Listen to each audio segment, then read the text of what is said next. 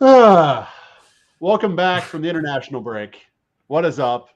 And welcome in. It is post Loons, June 19th, 2022, following a 2-1 loss for Minnesota United at the hands of New England Revolution on the road in their first match back after that 3-week break. Alongside me to break down all the action and provide some analysis and a little rapid recap here is none other than James Hargrave, all the way from the Netherlands. James, I'm assuming that all your travels this last couple of weeks have gone safely. You've been on time for the most part, and everything went well. Yeah, it went super well. It was also great meeting you, like in person, having a beer. That was really awesome. I did get COVID last week though, on the way back from Scotland, so finally got me. But no, I was actually pretty fine. I'm vaxxed and boosted and all that kind of stuff. But yeah, just I see nothing changed though. We had a loss when I was there, and we followed it up with another loss. So unfortunate, but me and post Loons and losses. So, we love having you on, James, but maybe this is the end. Maybe we lock you out of post Loons from here on out. Look, I'm repping the Aurora shirt because Aurora got the W. All right, so big win for Minnesota Aurora today. I guess let's start by touching on that. So 2-0 over Caw Valley. Minnesota Aurora remains undefeated at the halfway point of their USLW League season. So shout out to them. And shout out to everybody who went to TCO Stadium today, 93 degrees, I believe, at kickoff. There was a lot, 4,800, 4,900 people, I think they said was final attendance. That's crazy. Fantastic. I mean, let's start with the positive there.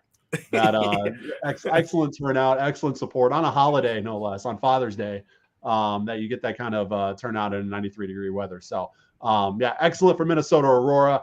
But on the flip side, James, we are here to break down a 2-1 loss for Minnesota United. So let's jump into that. And let's start with our three things. And James, being that you are our esteemed guest, I'll let you kick things off here. Well, the first one was pretty simple. Another post Loons, and then we lost again. I can already hear Sam saying James out in the back of my head. Hashtag James out. That's right.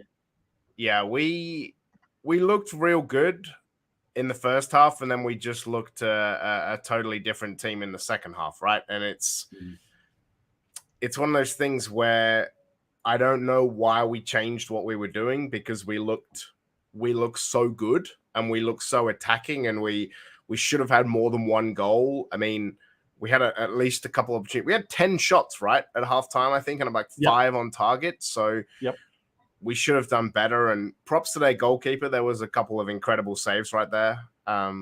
Shout out to Arsenal. Finally my club comes in handy, making sure Matt Turner sits on the bench for his final home game. But yeah, I mean, we just we looked so good. And in the second half, we just looked like we parked the bus, and we didn't look like we had any attacking flair at all until we were already 2-1 down. Yeah, and that's kind of where I'm going to go with my first thing, talking about Matt Turner there. The Revs were vulnerable today, not only in personnel, but in their play on the field. You look pregame, not only do, I guess, Arsenal placed a request that even though this was Matt Turner's last match, they wanted to make sure he was coming in healthy. So they kindly asked that he sit this one out, and New England obliged. But not only are they missing Matt Turner, but they're missing one of their best defenders in former Minneapolis City product, Brandon Bai, as well. So due to that injury to Bai and missing Turner, this was a real opportunity for the Loons. And it looked it on the field in the first half. New England was very sloppy, a lot of giveaways, a lot of turnovers forced by the Loons or just given away by New England in some cases. And constant counterattacks. But you do get the one goal, but there was a real opportunity to take a real stranglehold on that match at halftime. And how many times have we sat here and said this, James? They had opportunities early on that they didn't really fully take advantage of, and that was their undoing at the end. I think just about every time. To be every honest, time. Jeremy. Yep. It's a Groundhog Day situation, but here we are. The alarm clock's going off again, and it's the same exact day as before. All right, James, hit us with your second thing. I think the second thing is we needed to make substitutions a lot earlier. Like we came out after the half, and then we already looked kind of vulnerable. We already looked like we were just going to sit back and let them attack. Then they score, honestly, a lucky goal. It's hard as a keeper when you're already moving one way and there's a deflection to then move back the other way. But DSC will want that back every other time because he probably makes that save like 95, 98, 99 times out of 100, right? Mm-hmm. But then there's a free kick, and then we go 2-1 down, and then Adrian's making a substitution. You got to make that substitution when you're already 1-1 because they have threatened a couple of times to go 2-1, right? So even from open play. So we need to make sure that we actually do those substitutions before that point so that it doesn't get to 2-1 down. Then we make subs, and then we're just chasing the game like we do seemingly every time. Yeah. And that was a criticism of Adrian Heath in past years specifically, that he was, it seemed like the substitution protocol was more reactive than proactive. And I think that narrative maybe changed a little bit early on in the season. We saw a few instances early in the season where, proactive substitutions made in the second half directly related to wins for Minnesota United, right?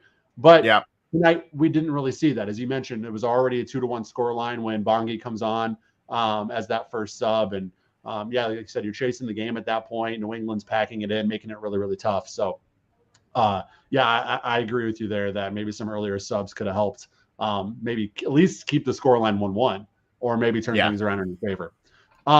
My second thing is we saw the return, and this is a phrase that I've coined. I haven't seen anybody else on Minnesota United Twitter take this and run with this yet, but I'm going to keep putting this out into the ether. The hashtag nothing counters are back, James. If you are a first-time listener / viewer of Post Loons, you might be wondering, what's a nothing counter? I'll tell you what a nothing counter is. It's when Minnesota United forces a turnover in midfield or in the attacking third, and they have numbers, or maybe they have even numbers as they're on the attack, and somehow, some way, time and time again, it amounts to nothing. At least tonight, or today in the first half, there were shots and shots on goal. But again, you don't fully take advantage of those opportunities. And one thing that I see as a constant when Minnesota United is in the attack is defenders are outrunning the Minnesota United attackers when the Loons hit a counter. Sometimes there's times when Robin Lod has the ball, Franco Fragapane has the ball, and they're able to get some pace. But if it's Amaria or if it's somebody in the defensive midfield who's bringing the ball up, they don't have anybody who can really apply pace and get down the field in a attacking situation before that defense is able to get back and recover. I feel like so many times when Minnesota United hits a counterattack, they are allowing the defense, through lack of pace and whatever you want to attribute it to, they're allowing the defense to get back and recover before they're able to do anything. And then all of a sudden you have to slow it up and you have to rely on Robin Lod and Emmanuel Reynoso to do their thing on the ball to create space and get a shot. It's just so constant with this team. The counterattacking opportunities are there, but they're just not optimized. And I don't know what the answer is, but we see it so many times, at least 5 times every single match. And I don't know what the answer is, but I feel like something's got to change in that regard specifically. Yeah, I agree, mate. Like we just have to work out, like I said, we have to work out how to fix that counter movement. And then I think, we'd be golden, because if we can turn more of them even into opportunities at goals, we're just going to score more goals, because that's one thing we're really bad at, is actually scoring goals. Yeah, absolutely. All right, James, what's your third thing? So my third thing, I was thinking about this, was that time and time again, they talked about how New England had dropped so many points and had let in so many goals at the end in the last 15 minutes of games. They let in 9 goals in the last 15 minutes, and they dropped like 19 points from winning positions this season, which is a crazy stat. Like that's almost, I think, as many points as they actually had, right? So many points they could have put in the bank. And it's one thing that we just couldn't take advantage of. And kind of bring a positive from that into kind of that stat is how good Ray and Lod looked in the first half. Yeah. They looked real good. I was pleasantly surprised that Ray looked that good. And then we just couldn't turn that into points at the end of the game. And in the last 15 minutes, when the Revs were vulnerable and have been all season, we finally started to get back into it, but we just couldn't kind of produce. And a few times we just lost the ball.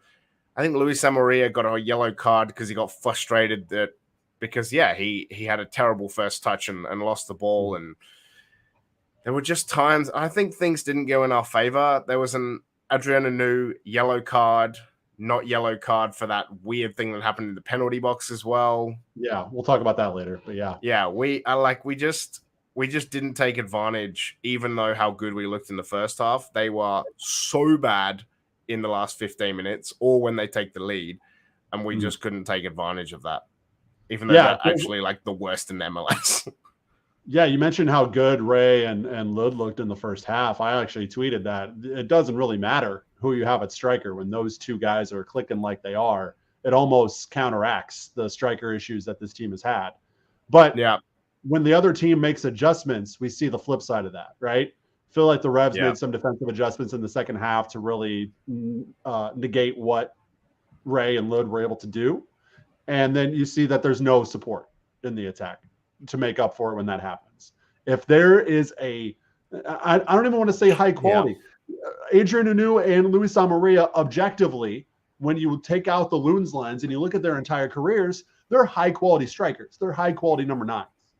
So you can argue all day whether it's performance on their part or it's how they're being used or whatever as to why they're having issues.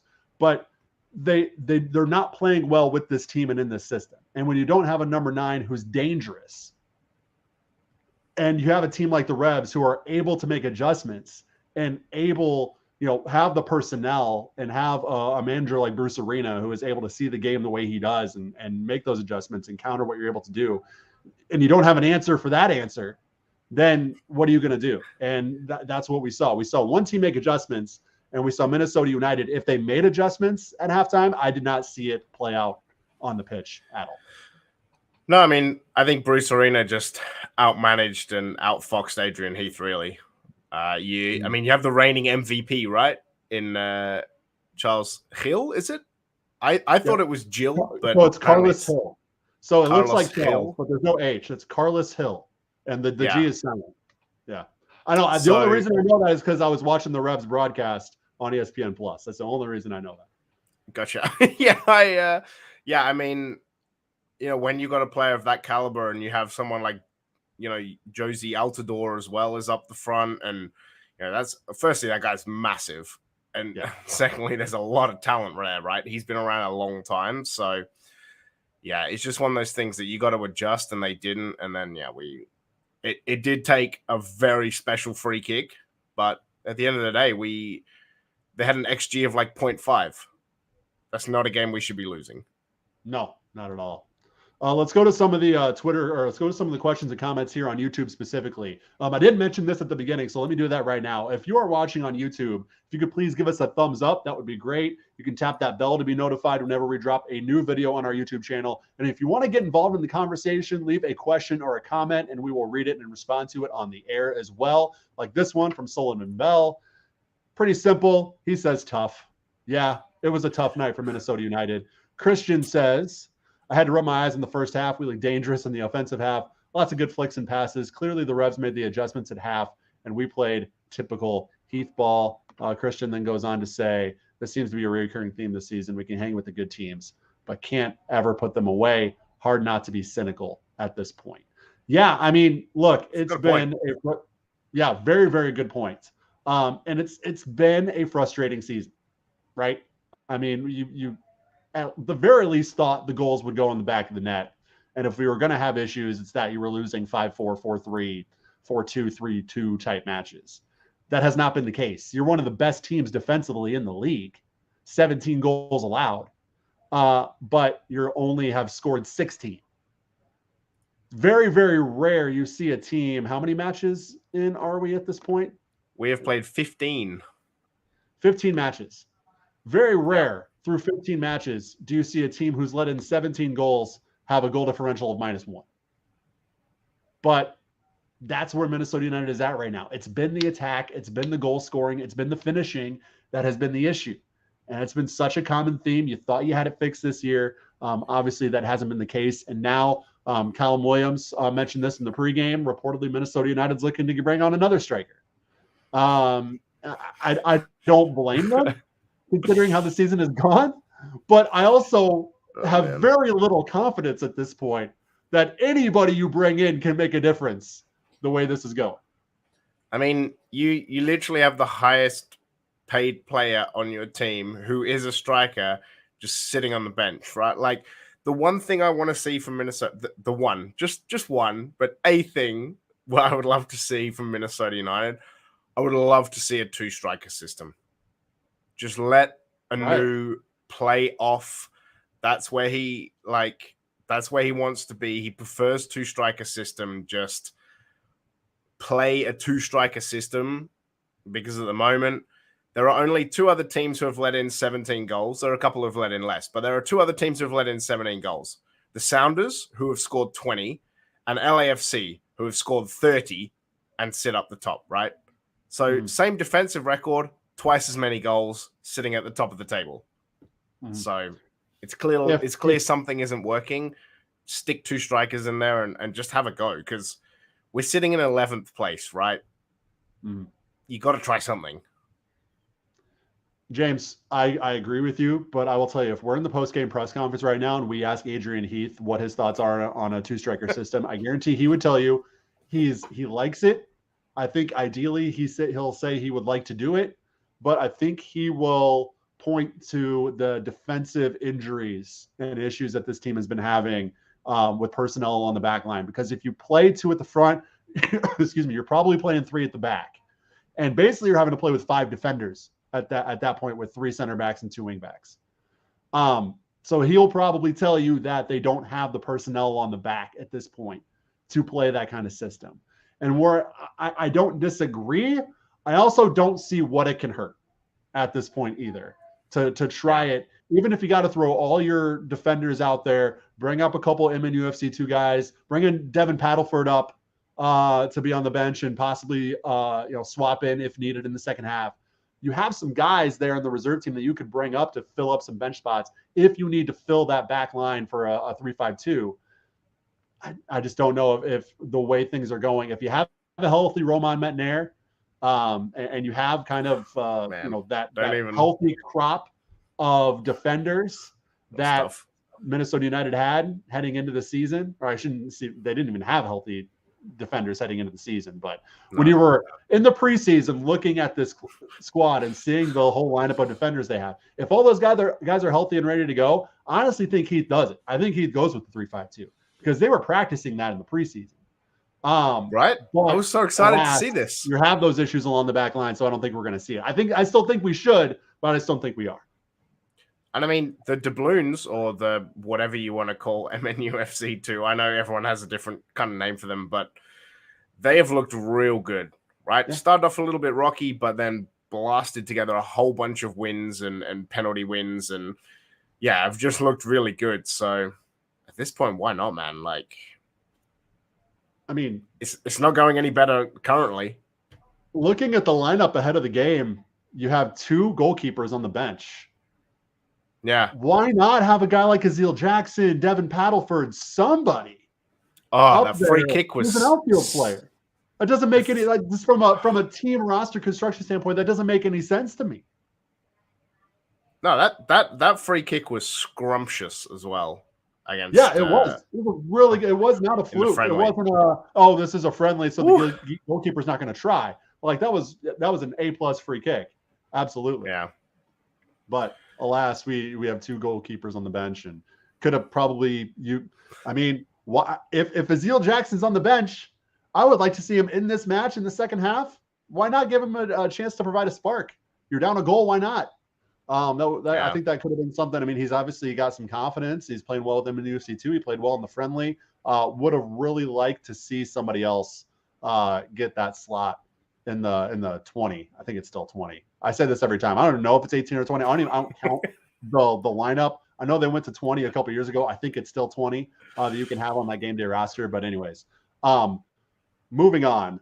Sam. It is 20. It is 20. Our buddy Sam, your co-host on Pod on You Loons. Really liking your use of the word scrumptious. Happy Father's Day, Sam, by the way, and happy Father's Day to all the dads out there, all the soccer dads, all the Loon fan dads who are watching. Happy Father's Day to you too, man. Appreciate it, Dad man. over Thank there. you. Yeah, absolutely. It's been a fun little weekend. Had my daughter's birthday yesterday, and then Father's Day today. So it's been pretty eventful, but it's been fun. But James, let's go ahead and get into these match moments here, as we're going to call them. So in lieu of doing full-on game notes where we go through every single thing that happened pretty much, we're going to pick out 3 or 4 big moments from the match and sort of go in depth on them. And in the first 20 minutes here, James, we won't go through a specific moment here, but it really seemed like, kind of furthering our conversation from before, New England was allowing Minnesota to kind of have I would say medium to long range opportunities. Guys like Lod and Reynoso were getting pretty open looks from outside the 18 and putting some decent shots on goal. But, in lieu of Matt Turner not being there, you had Petrovic for New England in goal. I thought he had a pretty nice match, actually. He was called upon quite a few times. Made a couple decent saves in those first 20 minutes. Just another scenario here, James, where the Loons are sort of getting out on the front foot.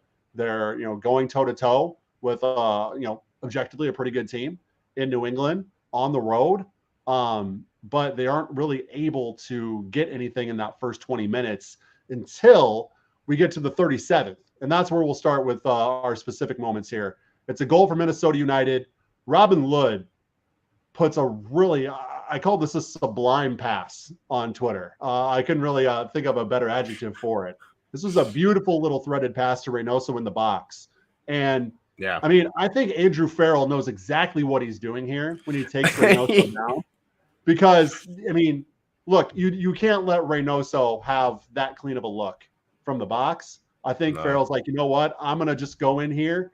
And if the ref doesn't call it, he doesn't call it. But if it's a PK, I'll tip my cap. I'm not going to let this tap in happen. Well, I guess I'll make him earn it from the penalty spot. That's exactly what Farrell does. I think he has no choice there but to take him down. And then obviously Reynoso buries the PK. Really, really nice kind of hesitation on the penalty kick. Reynoso is so good from the spot and puts the Loons up 1-0. What do you think of the goal? Yeah, I mean, you're up against a relatively rookie keeper, right? Like, not a lot of MLS minutes. Probably doesn't have the kind of penalty save knowledge that most keepers will do. Doesn't quite have the song and dance that Redmayne has for Australia. I don't know if anyone watched that, but that was some quality right there. If you haven't, go find it on YouTube. Just great goalkeeping in a penalty shootout. Specifically brought on for it. Threw the water bottle into the stand as well. That was great. There was all kinds of things that went on. But like I said, the pass was just sublime. Defender has really no chance and no option. And then, just the stutter step and the send the wrong way, just passing it into the net, not trying to overhit it, just getting the job done. 1-0. We look great. Yeah, I mean, things are clicking. Yeah, you're getting a lot of opportunities. They finally capitalized on the goal in the 37th. 40th, they nearly double the lead there as Lawrence overlaps, fires a really nice ball to Amaria. I thought it might have just been, because of the circumstances and because he found the ball at his feet and good chances. I thought Amaria had a pretty decent game, relatively speaking, overall tonight. Had a few really good chances. He actually got himself into goal-scoring chances a few times, as opposed to what we have seen previously. Wasn't able to bury them. But I thought all in all, specifically this instance in the 40th minute, he's making a really nice run to the near post. And that's something we haven't seen really from Amaria this season. He's more standing with his back to goal, trying to find a soft spot in the box where somebody can find him and he can turn and shoot. He's not really making many runs. But here he does, and he makes himself available for Lawrence. Lawrence makes a nice pass. And it's a really good opportunity. Unfortunately, it's right at Petrovic, though. It doesn't really challenge him. But it's like the first – I looked at that, and it's the first time in a while where I'm like, wow, that was actually a really positive contribution from Amaria making that run.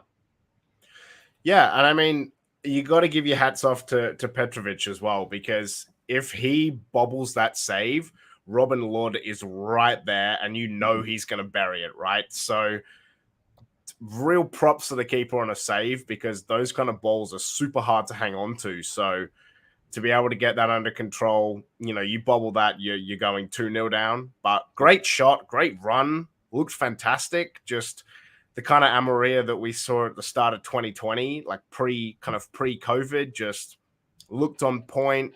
Like I said, just had a great game in the first half. Actually, lost the ball under his feet a couple of times. In the second half, it started to kind of drift and got the yellow card and stuff. But yeah, really much more positive play. Obviously scored in a friendly as well.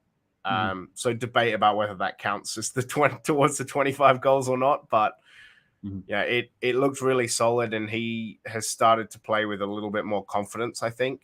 And just needs to score, man. Like, he puts that away and that confidence level skyrockets, and he starts looking a much better player. And strikers, it's all about scoring and building confidence and maintaining that momentum. He misses there, great save, but then the second half gets a little frustrated, gets a yellow card, and then it's just kind of feels like he goes back to the old way a little bit. Absolutely. But all right. Should have positives, though. Yeah, absolutely. We're going to get to the second half in just a second, but first, got to shout out our friends over at Ninth Street Soccer and Coffee. Sorry there, James. That's okay. Cutting you off on the stream here, but our good friends over at Ninth Street have been awesome to us, supporting us and helping us out on Post Loons and 10,000 Pitches for a while now, for the last couple of years. And they're a really, really good group of people trying to bring the Minnesota soccer community together at their part indoor soccer facility, part coffee shop there in Northeast Minneapolis. You can see the address right there, 801 South 9th Street, Minneapolis. You can also see the web address right there, 9thstreetmpls.com. They were out at the Aurora game tonight, James. I don't know if you saw that, or today, handing out some iced coffees for the people in the heat. Very, very cool. And again, they're just a great group of guys and have a really, really cool space. I mean, this is unique. You can go in, get your pickup game in. They have weekly pickup available, very, very affordable. If you want to play pickup soccer indoors, which means rain, shine, oppressive heat, doesn't matter. You can go get your pickup game in at 9th Street. Very, very affordable. So check out those times on the website. And then you can also just go and chill. If you're working from home, for example, and you're a big soccer fan and you want to go to a place where you can, watch soccer during the day with some other people who are interested in soccer, 9th Street is a great place for that too. They have soccer on the TVs pretty much all day long when there are matches on during the day. And they also have some of the best coffee. And I'm not kidding. I've become quite the coffee guy recently, James. I got one of those. So obviously I get the Galazzo brew from 9th Street, but I also have gotten one of those like coffee memberships, if you will, where every month they send you a new coffee to try. It's a slippery slope. It is a slippery slope. But so I've become a bit of a coffee connoisseur, if you will. So I like to think that I know a good coffee when I see one. I don't know why I'm holding this like I'm holding a wine glass. I don't know why I'm doing that. Maybe also, that's not what you do with coffee. I should do this. It's probably a good job you covered me, seeing as I haven't had coffee in about 2.5 years, so I have no horse in this race. That's why I'm behind the ad. But you would break the streak for 9th Street, right? I would. There you go. That's all I need to know. If it's good enough for James, it'll be good enough for anybody who wants to go and try their coffee, play some pickup, or just hang out at a really, really cool spot in Northeast Minneapolis. Hit them up, 9thstreetmpls.com, or find them at 801 South 9th Street in Minneapolis. Big thanks again to our friends over at 9th Street Soccer and Coffee. All right, you're back, James. Let's go to the second half now. And unfortunately, we're going to kick off with 2 goals, both from New England. 53rd minute, Hill finds Dylan Barrero at the top of the box. He sends one on goal. There's some traffic around him. It takes a bit of a deflection, and it just squirts underneath Dane St. Clair for the equalizer. I will call this a mistake from St. Clair because I think St. Clair's play has earned that level of expectation that he makes a save like that, despite the deflection. Yeah. That being said, we're not getting out the torches here. We're not, nobody is saying that this should affect Dane St. Clair's standing on this team. It's a rare mistake. I think he's earned that. You make 65 amazing saves. I think you're due one miscue here and there. And that was it. Takes a bit of a deflection, probably just messes with his timing a little bit, and it does square by for the equalizer. Suddenly it's 1-1, and you go from feeling really good at halftime to a familiar feeling that the wheels might be falling off. Yeah, and I actually sent a WhatsApp to the pod guys. We have a WhatsApp when we're watching the Loons, and I was like, I just sent an app that said, I feel like we're going to lose this one. And for those who listen to the pod, Doomsday Jeremy is usually the one who is all doom and gloom. Even he called me out for being the doom one. And then 69th minute, not so nice. Revs get a free kick outside the box. Gustavo Bau steps up, just this left curler that was honestly a beautiful free kick. DSC managed to get some fingertips to it, but not enough to keep it out. Goes in the side netting, and yeah, it's 2-1. I mean, you tip your cap at that point, right? I mean, that's a free kick that I don't know if any goalkeeper anywhere saves that. That's high quality. That's A+ from a direct free kick standpoint. It's curling away from St. Clair and ends up right in the corner. I mean, kudos to St. Clair. That kind of shows the quality of Dane St. Clair. If he's able to get a fingertip on that, like that is actually impressive to me. That he was actually able to make contact with that ball as it's curling towards the top corner, because it could not have been a more perfectly placed free kick. That's a goal. That's a goal in any league. Stunning. Yeah, absolutely. And then suddenly you're down 2-1, and here's where the subs come into play. James, as you mentioned, Bongi for Lud in the 70th, and then 82nd, Unu for Fragapane, and Rosales for Trapp. But let's talk about this before we get to the final and before we get to kind of big picture things and what to expect moving forward. You have a bit of a grievance to air on this Adrian Unu yellow card. Tell me about this. So I really don't understand this yellow card.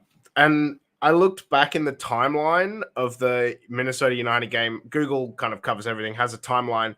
This yellow card isn't even listed in that timeline. So I don't actually know whether he even got a yellow card, right? But there's a ball that comes into the box. He kicks it down. He goes to try and have another attempt at it. Two Revs come together with him. One goes down basically on the ball, like with his arm on the ball. Whistle's blown. You're thinking this could be a penalty for handball. And it's no, turns out he's getting a yellow for, and the commentators, Cow and Kendra, said that it was for a high foot or a high kick. And you watch this replay back, I have no idea where this came from, man. Like, I have seen, that's a very bad call. I do not understand. He gets a yellow for essentially nothing. Yeah. It's okay. If it's even a foul, it's definitely not a yellow, and it just disrupts our whole rhythm that we were kind of building into a little bit more of an attack. But yeah, I mean, that could easily have been a penalty, and somehow it's a yellow card to Hanu that isn't even recorded in stats. It's just a weird part of play, man. I don't really understand what happened. Yeah, me either. I saw the same replay that you probably did on Twitter, James, and there's nothing there, right? There's literally nothing. For a foul, let alone a yellow card.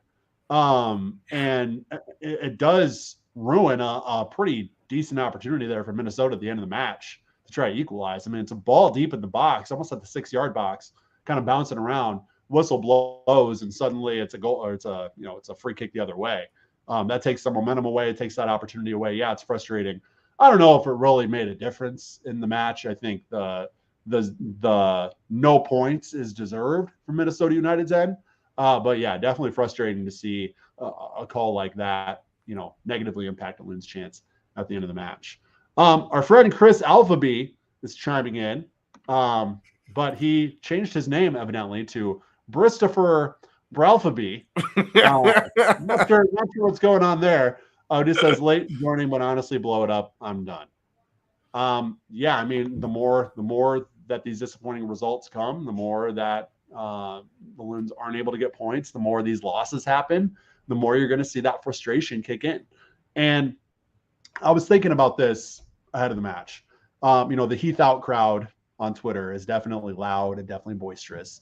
I have never really aligned myself with that. But at the same time, if this season does not go well, this team does not make the playoffs, so they find themselves 11th or worse, on very much the outside looking in. I think even if they don't make the playoffs, I think you're looking at a team that probably needs a change, because whether or not this run of play, this lack of quality is due to Adrian Heath, he is the head coach. He is also involved in the front office. So if the guys that you bring in aren't performing, he carries the weight of that and carries the brunt of that and carries the responsibility for that twofold for both of those roles that he carries within the organization, right? So you can look at this a million different ways and say, okay, yep, no, it's Heath's fault. No, it's not. But at the end of the day, he carries the responsibility, and he's the one who's going to be praised if it goes well, but he's also going to be the one whose job performance is judged by these results, as it should be. And if they're not going to get results, this is a results-based business, then he probably is going to go at the end of the day. I don't know how hot his seat is right now. We're still a little less than 4 months away from the end of the season, so there is time. I don't know if Minnesota United's really ever going to make a change mid-season unless things go catastrophically bad. But I really think that to me, it's simple. If they make the playoffs, he stays. If they don't, then I think you're probably potentially looking at a change in the offseason. Yeah, and I'd be interested to see kind of what percentage of people want him gone completely or would be happy if he had only one of the two jobs. Mm-hmm. Like, are you happy if he's the coach, but someone else brings in the players? Or are you happy if he brings in the players, but he's no longer the coach? Or do most people just want him like completely gone? Because I think there's kind of different arguments for each, and probably far too many to go into here. But I think that's kind of an interesting conversation, is how many of Heath out actually want him totally out or just in one of the two roles, and then which one of those two. And, Twitter bangs on a lot about Heath out, like you said. And usually I already saw a tweet from PA Loon that said he's going to have to wait for our podcast to just talk people back off the edge, because that's something we're very good at doing. We're very, very chill about it and trying to find positives. So we'll bring that out later, probably tomorrow. But, it is one of those things that I think that is a discussion going forward, right? Is how much do you still want him to be in control, or do you just want totally brand new? Because also then, do you bring in someone who does both roles? Or if you want Heath out, do you then go looking for two separate people? Yeah. That's kind of the things that they got to not only like fans want to talk about, but I guess the head office and kind of like management, Bill McGuire, right? Dr. Bill McGuire has to like think about himself too. Christian says all or nothing. I've always found it weird why professional sports teams try to consolidate these roles. I guess you could say that if the guy who brings in the players and he manages the players, that maybe there's some continuity there. But also, I don't know, you see this in other sports too. And I know MLS, in terms of the money that these clubs bring in and et cetera, is fraction of what the other leagues are. But even an organization like Minnesota United, enough money, I think, to go around that you can hire two separate people for these roles and pay them both pretty well. I don't understand why you consolidate these scouting and these head coaching roles in the realm of professional sports. And so I don't really understand why Minnesota United does it as well. I think, honestly, James, they would be better served splitting those roles up. But I do think that we're not going to see a situation where Adrian Heath leaves one role and focuses on another. I really think he either stays in both roles or he's gone. And then if down the road, if they decide that, okay, maybe we want to bring somebody else in from the scouting perspective and let Heath focus on the managing, just from a improvement perspective, maybe they do make the playoffs, but more down the road, they want to split those rolls up, and that's more of a strategic decision on their part. I think you could potentially see that. But as far as Heath's job security, I think he either stays in both roles or he's ousted completely, depending on obviously the performance of the team. Yeah. Yeah, I mean, it makes sense. Like, that's probably the way I do it. And he's up for a renewal this year anyway, right? So it's kind of, if you make playoffs, then, I think you keep going. But like you said, if you don't make playoffs, it might be time to, this is not me jumping on Heath out, by the way. This is like, it might be time to clean slate and then go find two people. Because I think this feels like it's just a remnant of leftover when they came into the MLS. That this is kind of how it's been, so they just haven't changed anything.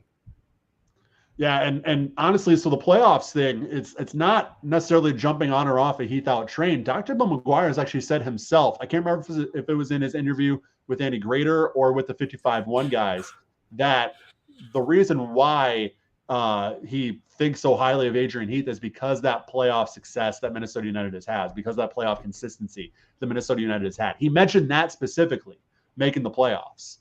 So look, that it's good. That seems like we make playoffs. It's good. Yeah, no, it's good.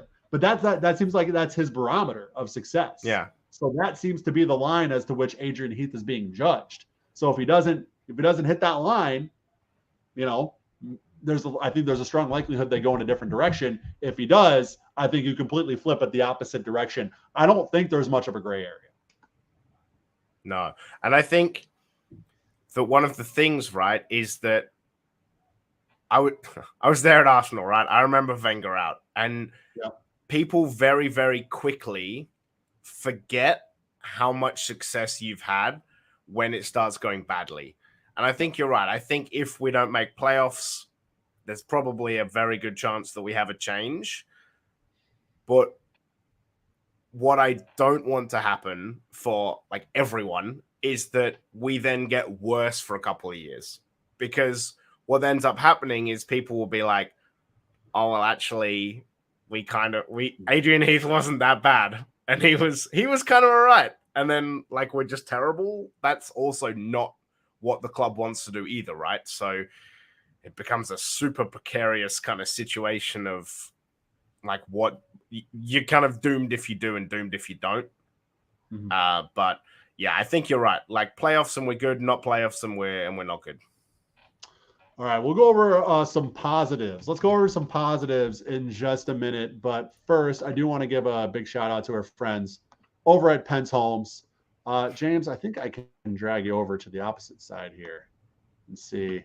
No, I can't. I can't switch you over. I think there's a way I can switch you over to the left so that people can see you. There you are. Hello. Yeah. I'll talk, but I'll let the people see you, James. Maybe you can mouth my words so it'll sound like that you're speaking for me.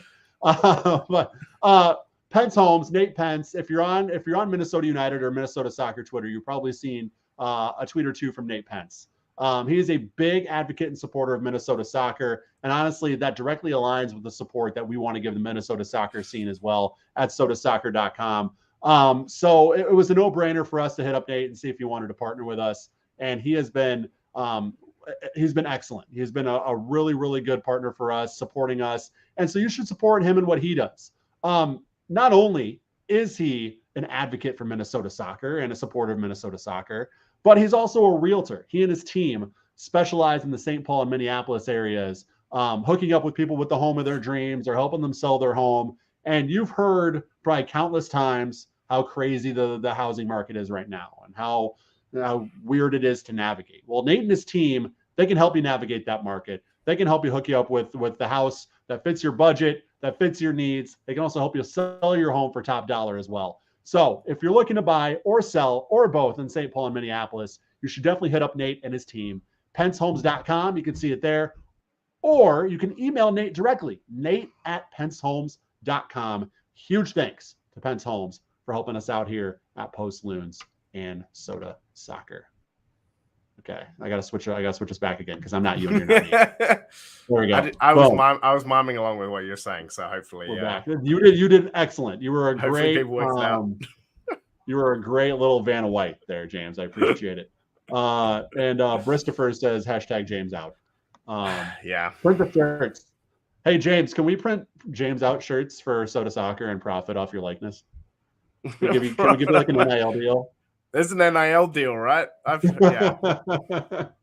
My Twitter. Oh man. Speaking of Sarah Fuller, yeah, was blowing up my Twitter with NIL things in the last few weeks. Absolutely. And also, speaking of NIL, speaking of Minnesota Aurora, before we move on to Minnesota United stuff, shout out Bayless Flint for Minnesota Aurora becoming the first Minnesota high school NIL athlete signing with True Stone Financial, who's also there you go, also a partner of Minnesota Aurora.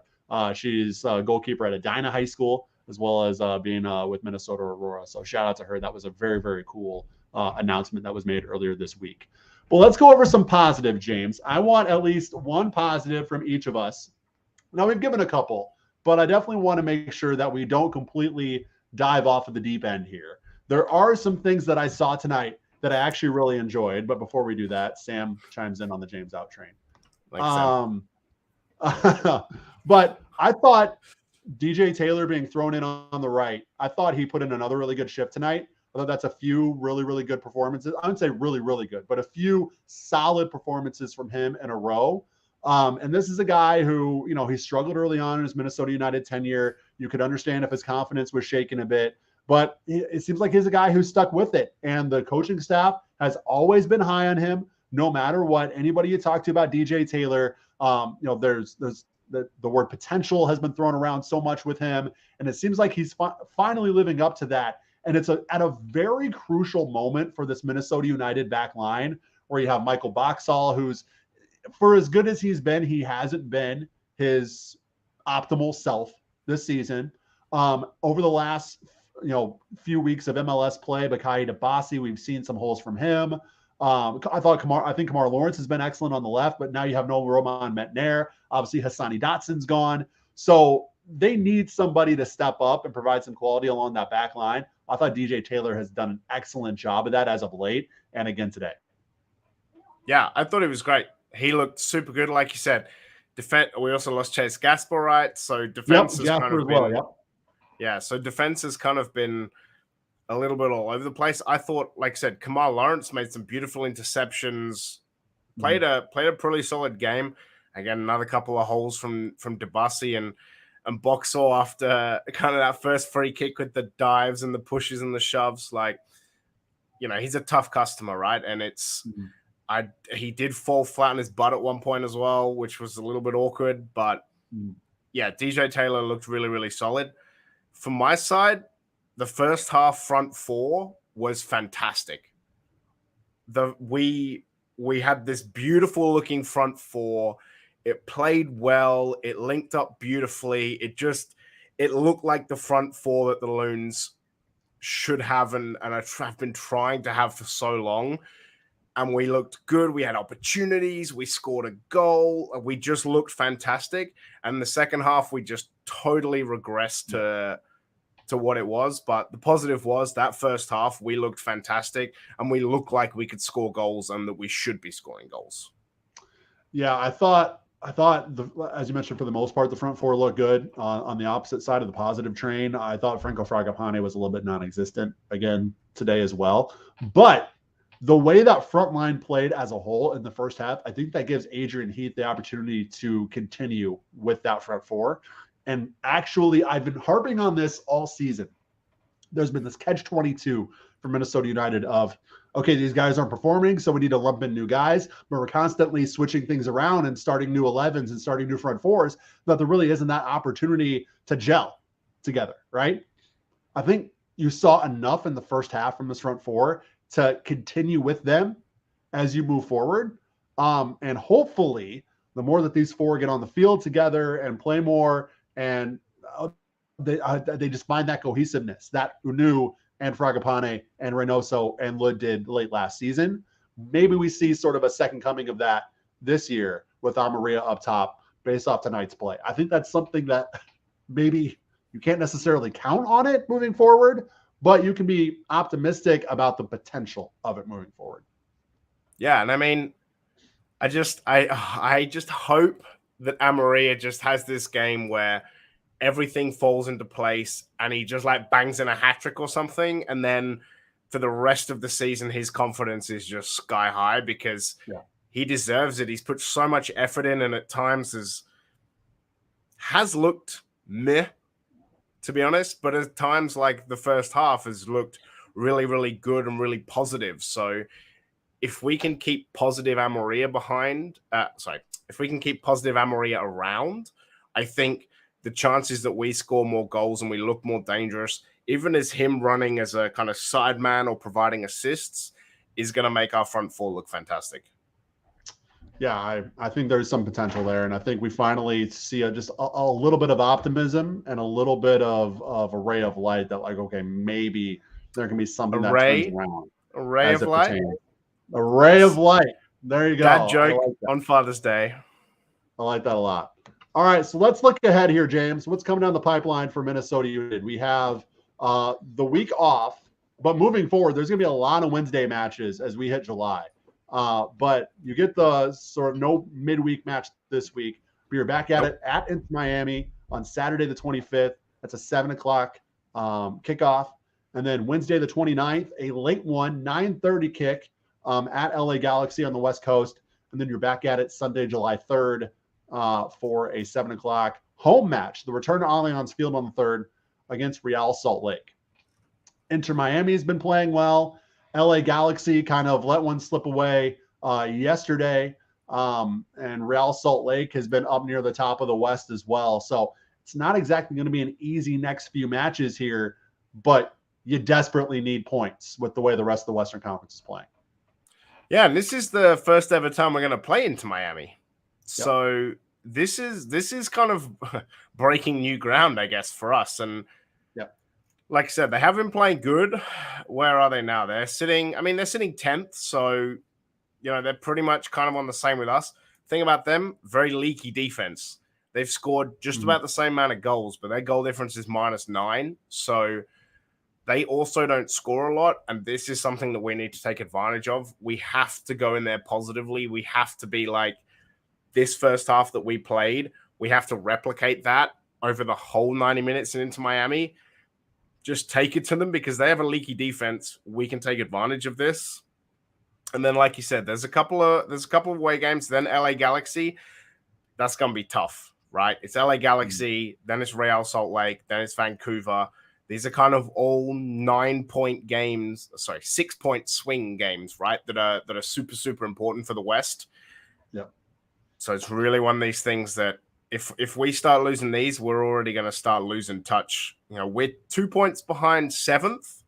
So we're 2 points behind a playoff spot, but we're already 5 points behind Nashville, who are playing right now. And, it only gets worse from there. We're already 12 points behind LAFC, and we played the same amount of games, and they're in first, right? So got to start winning these kind of 6-point swings and pushing ourselves back up the table. And it starts with scoring goals. Right, you generated opportunities tonight. You actually had your XG was high. You put some shots on goal. Now you got to put it back in the net. How often have we been saying that, James? You got to put it in the back of the net. But that really feels like a broken record. The X factor for Minnesota United. All right, guys. If there's no more questions or comments, that is where we'll end Post Loons tonight. Big thanks to everybody for tuning in and watching. Big thanks to everybody listening on the podcast feed after the fact. James, big thanks to you. I'm sure we will do this again soon. Next time we have a little midday game here on in the States. Maybe we can get you back on for a Post Loons. But also you might be locked out completely because you keep coming on for losses. Well, we'll have to see. We'll have to see how things are going. If it's a big game where they need a win, maybe we'll keep you off for a while. But anyways. So every game seems like, You're welcome anytime, James. I'm just kidding. I'm messing around.